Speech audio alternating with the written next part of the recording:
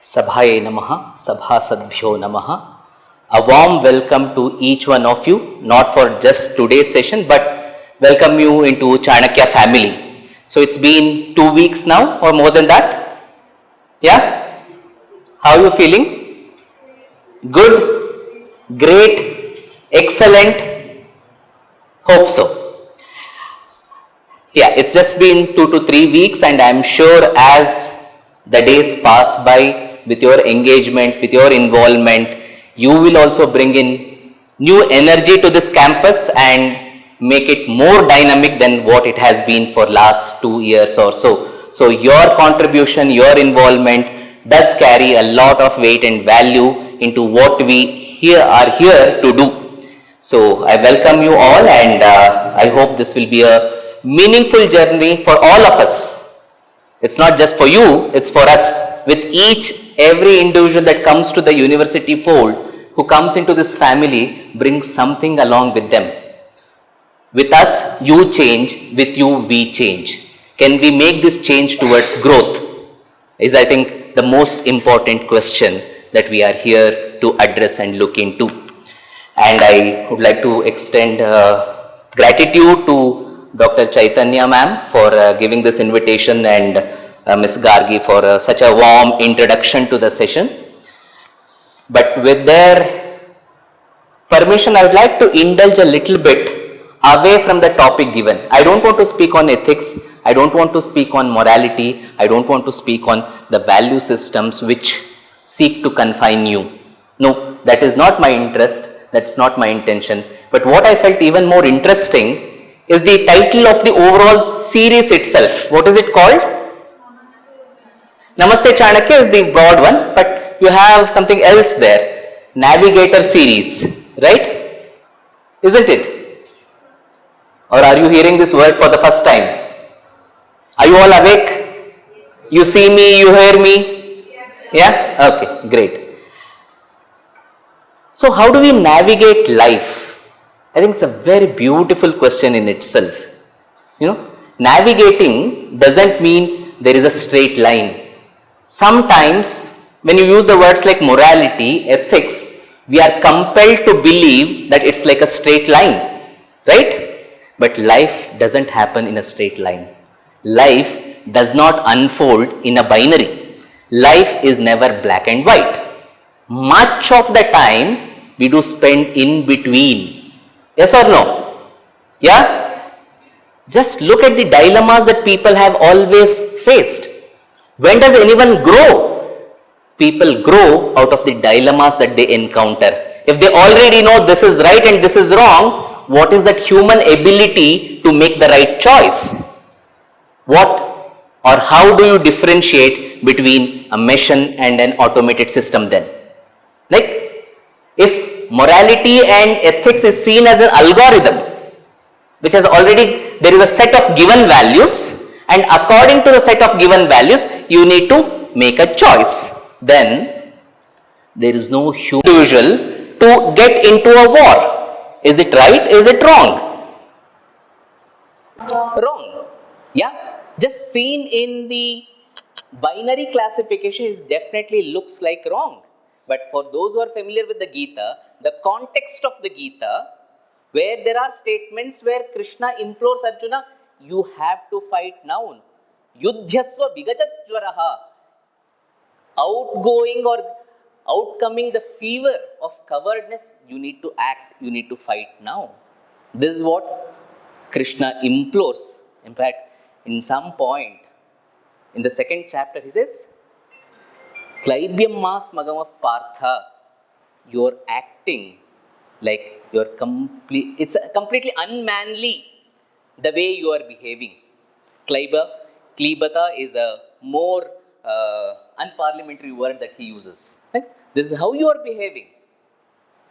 Why are you doing this? So, things have a context. And there's no better story than Mahabharata. For those who are familiar with the nuances and minor stories from the Mahabharata, there are so many such stories that you can never understand life in black and white. Apparently it is different. What is happening beneath it is different. There is a justice that is manifesting itself in a different format, which on the surface appears to be violence. There is violence appearing itself as justice elsewhere, right? So there are multiple shades, multiple dimensions to everything that unfolds in life. This being the condition, this being the situation, how do we navigate life? Is this a valuable question or not? Yes? Yes. How many of you have faced dilemmas in making decisions in life, making choices in life?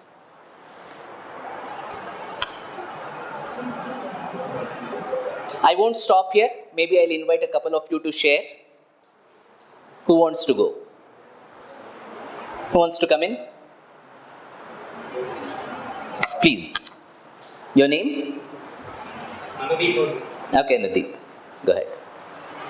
I have a goal of serving my nation, Okay. and I had two options. I thought I would be becoming a politician or a civil servant. Politician or? Or a civil servant. Okay, civil servant. Okay.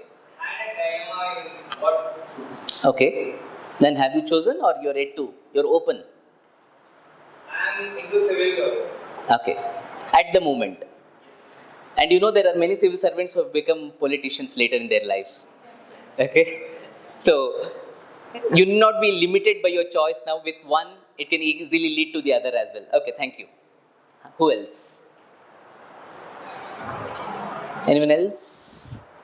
Someone from this side, just to counterbalance.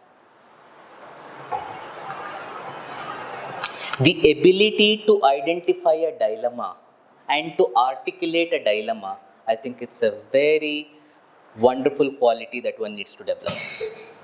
Because many a times our struggles go on because we are not able to pinpoint where the problem is coming from. What actually is the dilemma there for me? If I'm able to identify it, half of the problem is solved. So if you have identified the problem, then it's just other half is the smaller one. How do I articulate it? Who wants to try? Yeah? Quickly. Most of you will be leaving by the bus at 5? Yeah? Okay. Then I don't have much time. Quickly one answer. Otherwise that team gets more marks. Yeah, go ahead. Sir, I had a dilemma. Your name? Vihan Vaibhav. Vihan Vaibhav. Yes, Vihan. I love military, sir. Okay. So I had a dilemma: should I join the nation or become a missionary or a private military? Should you join the National Army or private military? Oh, that's a dangerous dilemma. Sit down, please. I know in our eagerness to seek justice, to bring law and order, all of us at some phase of life would be quite inspired by Robin Hood style approach, right? Now, there is a saying again, I don't want you to take this seriously, but nevertheless take it. If someone is not a communist at the age of 20, there is something wrong with him or her. If someone remains to be a communist even after 40, then there is again something wrong with him or her. Okay? So that's one way of looking at social justice and so many other aspects. Good. Fine. So what I want you to understand, the first point is life unfolds in a dilemma. There is no clear-cut path.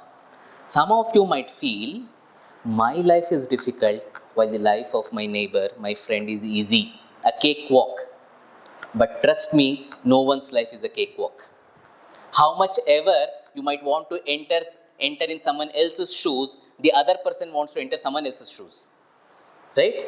Because for always, for all of us, the other person's life appears to be easier. But take these words. If you know the background story of those people, you would never ever want to go close to them. Right? You would never want to exchange your situation of life with someone else. Agree? Yeah? No life is easy. Every life has its own set of struggles. And within those struggles, we need to navigate. The moment you utter the word navigate, what image comes to your mind? Where does this word navigation appears often? Sailing. Excellent. Navigating in life. The word navigation you often come across in the context of sailing. Yes? Are you with me? Okay. So while you have to navigate or sail through, what do sailors find it helpful or useful to navigate? What helps them to navigate? Of course, today we have most sophisticated advanced systems, and largely it is done on a autopiloted mode. All that you have to do is to preset the direction, the coordinates, and then it goes. But for long time in history, when people were navigating difficult waters, again it's so symbolic, no?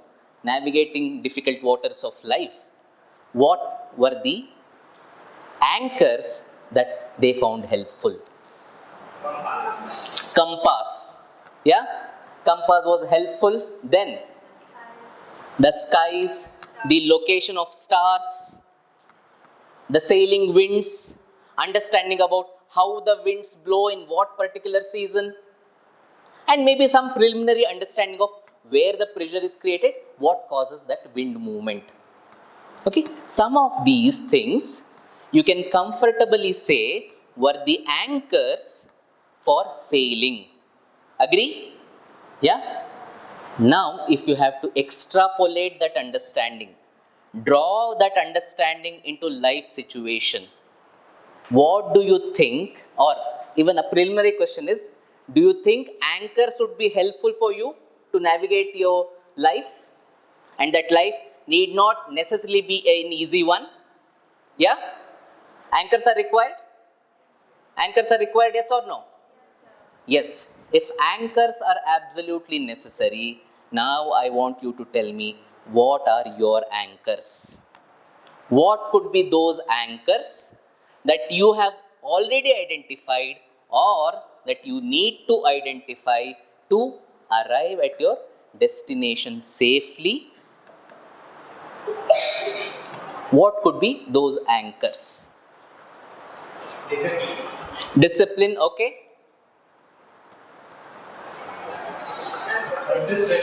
Consistency. Positive support system, okay. Self-confidence, okay. Time management, mind management, okay. Good words. Then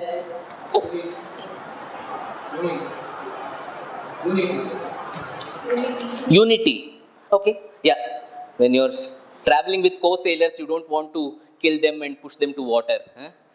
You need people's help to go through the rough water, so definitely you need to have co-travelers on board, and unity can achieve that. Good.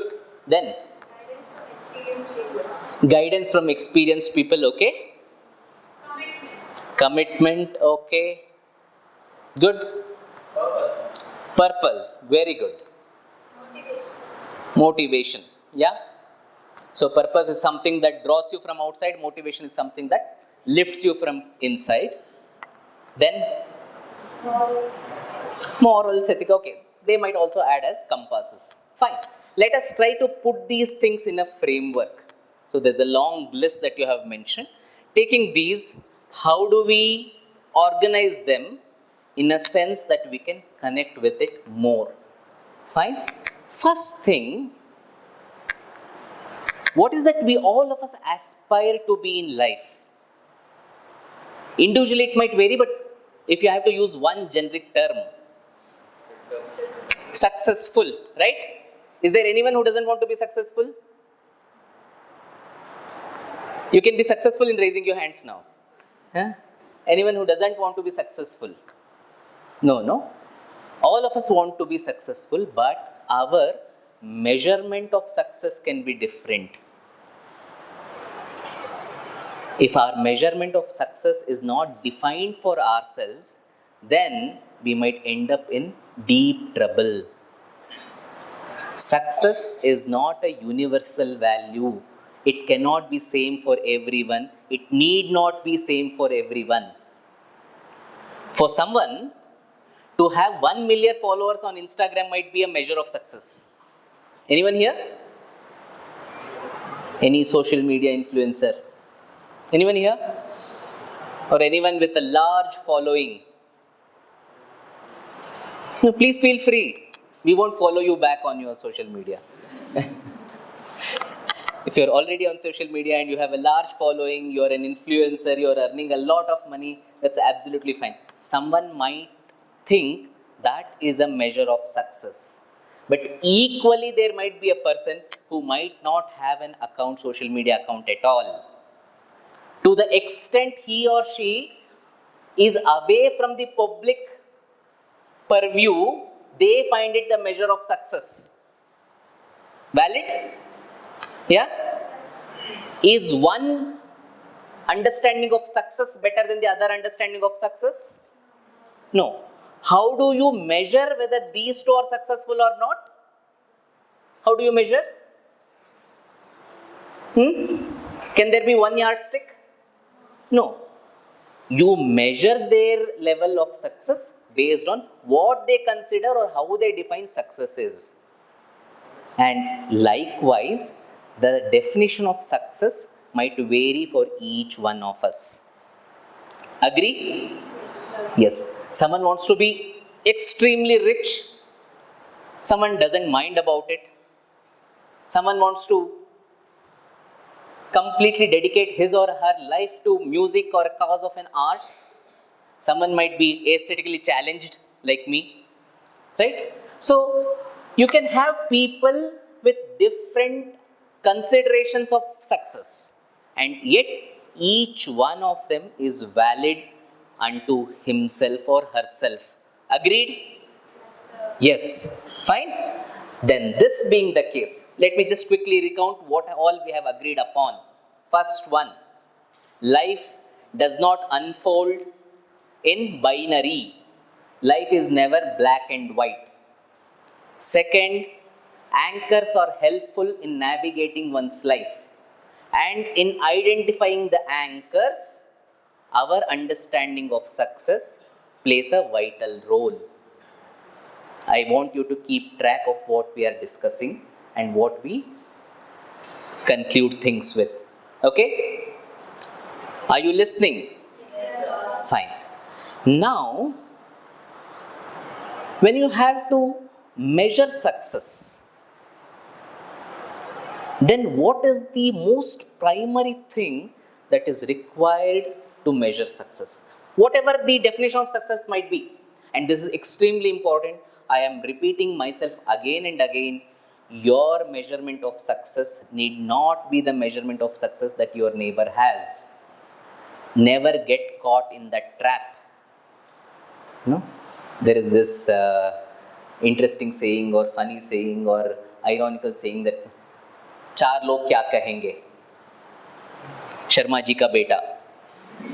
All those stories are around that. Someone else is doing, someone is getting good score, someone is going to this. You might have come for IAS, but at some point you might decide you don't want to do IAS, you want to do something else. That's absolutely fine as long as you have clarity. Okay? You can't be measured, your success cannot be measured based on someone else's yardstick because this is your life. And at the outset, on the surface level, this statement might appear to be little selfish, but we'll come back to this. Yeah? So, let this be very clear. You need to define what is success for you. So, first assignment for you people is to reflect upon what you think is success for you. Okay? That is first thing. What is your definition of success? Implied thing is, how do I measure this? Can you reflect on this? Yeah? And can you put it down in writing? Tomorrow, I think, whenever you are going to meet Chaitanya ma'am, I want you to share with her or at least give a few responses as to what is your definition of success and how that can be measured. Yes? Yes? Yes? Good. So if this is once clear, now let us see what could probably contribute to success. We generally tend to have a limited understanding of success. Someone who makes a lot of money is considered to be successful. But imagine a situation, one who has all the wealth of the universe but mentally unstable. Would you ever wish to be in that position? Anyone here? Anyone here? Yes or no? Yes or no? You might think, oh, this is all bunkum. Let us first get that money and see how to treat our mental health. No, that's not going to happen. We have cases in front of us, I don't want to take names, where people have all the wealth of the world, but yet they are not able to cure their physical health or in some cases mental health. Yes? Yes, sir. So you never want to have wealth which compromises your health. Agree? Yes, sir. So, measurement of success cannot be limited to wealth alone. Then, what are the broader guidelines for that success? It has to be something that is meaningful. My definition of success must be meaningful. Second, it should be contributive in the sense it serves a larger purpose. I'll explain it later, but just at least these two qualifiers you can keep in mind. One is, what is the first one? It has to be meaningful. It should bring meaning to you. It should bring meaning to others around you. Second, it has to be contributive in the sense it's not limited to you alone, but it extends beyond you as well. So these two could be a broader guidelines when you define what success means to you. Will you keep this in mind? Yeah? Okay. Now, we can list out a few more which are helpful to arrive at our own measurements of success, and maybe in the process we'll also reflect upon few questions. First one, someone already mentioned it, sense of purpose. The success that I define, which is being an all-rounded definition of success, what sense of purpose does it carry? Is there a clear direction towards it? Is the direction clear? Is the pathway clear? And is it also beyond me as well? Why am I repeating it? See, many people, many youngsters, when you ask them what is that they want to get, what is it what they want to have? Okay, I need to have a Lamborghini. What do you do having a Lamborghini? Will you ride on someone the way that happened in Pune? You drink, you get drunk, you lose your sense, and then you, jobless fellow, drive it on two people who are leaving for their job early morning at 3 or 4 a.m. in the morning. So my purpose cannot be earning that Lamborghini, that too from my father's wealth. No, this cannot be my measurement of success. Sense of purpose is that am I clear about what is the end goal which I want to achieve? But that end goal is not just about me. It should be beyond me. It should be larger than me. So I want you to note down this question when you think about sense of purpose. Is the path and the destiny clear? Again, see, with maturity, many of these things might change. I'm sure if you look back into your own life, when someone asked you what is that you want to be at the age of 4 years, 5 years, what would you have wished to be?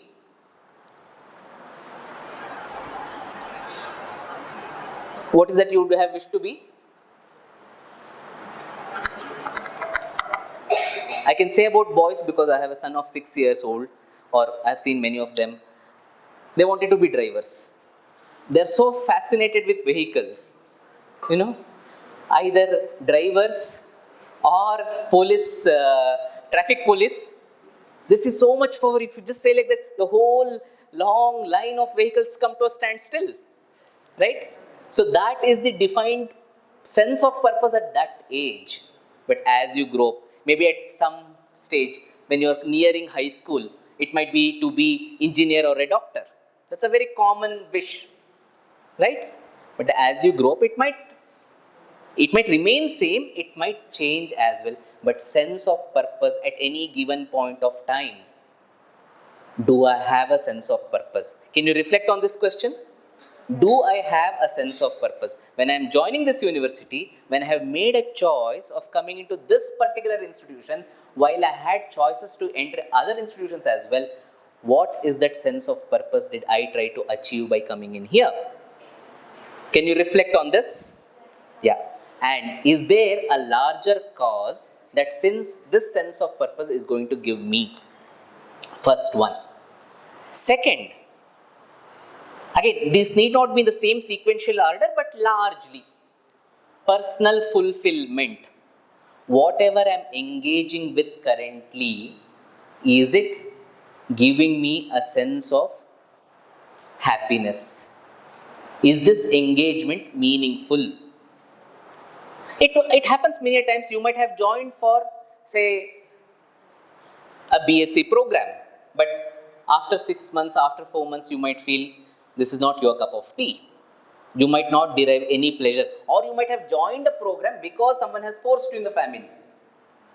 After a few months, you feel like running away. There are students who have changed from one discipline to the other, from one program to the other program. Does that mean you have lost the path? No, perhaps you are on the path of self-discovery. You have tried to identify what your potential is and accordingly align your path. So, second one is personal fulfillment. Am I deriving meaning in what I am doing? Am I deriving joy in what I am engaged with? If it is not, that's not a problem, but how do I achieve it? Second one, personal fulfillment. What's the first one? Sense of purpose. Second, personal fulfillment. Third one, as I go along, can I have a method of measuring my progress? Whatever I consider as my goal, whatever I am considering as a meaningful engagement, can there be something that tells me that these are the yardsticks, that I am the right path, this is how I need to do? So, third one is my measurement of my engagement. Fourth one, while doing all these things, am I developing meaningful relationships? This is extremely important, and more so in the age that you are in. You are in an age where there is a high rush of emotions, both at the emotive level as well as there is the physiological level. Okay? If you don't know how to deal with them, then a lot of people end up in serious problems. Relationships could be a problem. Relationship might just appear to be the outcome, but do I receive and give love? Do I receive and give value? Do I receive and give affection? Do I receive and give the kind of positive companionship? Here I am not just referring to any kind of infatuation, but all relationships that we share, whether in family, whether with friends, whether with our colleagues, whether with our co-travelers, all these things, all relationships, how mature are these relationships is extremely important. I'll just tell you a couple of things and then maybe we can bring these things into closure as well. All of you are on social media? Anyone who is not there? Good. Okay. No, I don't mean to say others are bad, but just, so it's good to be there or not to be there, that doesn't matter. And there, the way that the network is built is it shows friends, right? So there might be friends leading to thousands, 1,000, 2,000, 3,000 followers, right? All of us are celebrating our own status. with 3,000 followers, 5,000 followers, whatever it might be. But does these relationships bring meaning to you?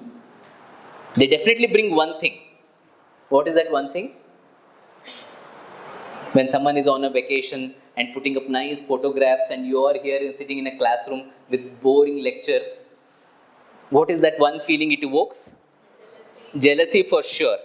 Okay? But we don't know about the meaning it can derive. So, I'm not saying there is no meaning in those relationships. All that I'm trying to say is, does the relationships that you develop, are you in a position to derive meaning out of them? Like there are friends, school friends or childhood friends, whose very name, whose very presence brings joy to you. How big is that circle? Can you stay with that circle? There are some friendships where you might have not met them for years together, but when you meet them, you can exactly pick it up from where you had left it last time. So beautiful, isn't it, that kind of friendships? Okay, how many such kinds of friendships do I have? So meaningful relationship is the fourth important aspect of measurement of success. Fine, maybe one or two more and then we will conclude. The other thing, while doing all these things, how resilient I am, right? Why we need to consider this is, again, life is not cakewalk. You will face challenges from completely unexpected corners. You might have heard about Steve Jobs. What is he known for? Nokia, right? Huh? Apple. And do you know that he was once thrown out of Apple company? Yeah? The very company that he started, he was kicked out of that at some point of time in 1985. It took another 10 years for him to get back when Apple company acquired next company, which he had started. So you can never imagine what kind of turn that's going to come in your life. But can I use that situation to learn something and to grow? Every opportunity provides for growth. Just underline this statement. Okay? Any opportunity, however difficult it might appear at this point of time, it can be converted into an opportunity for growth, provided I am willing to see through the situation.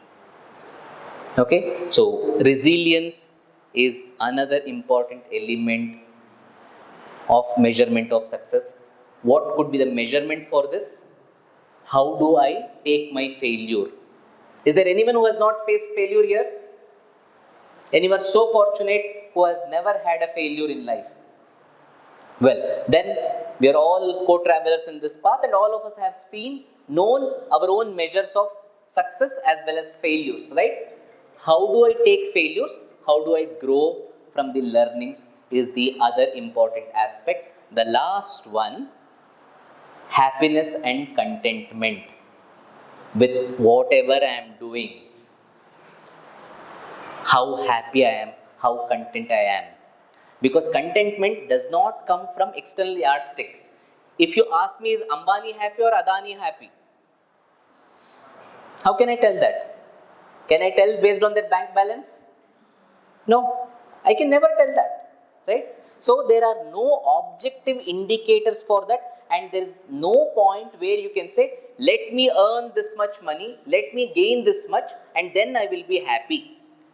I am not saying resources including money will not make you happy.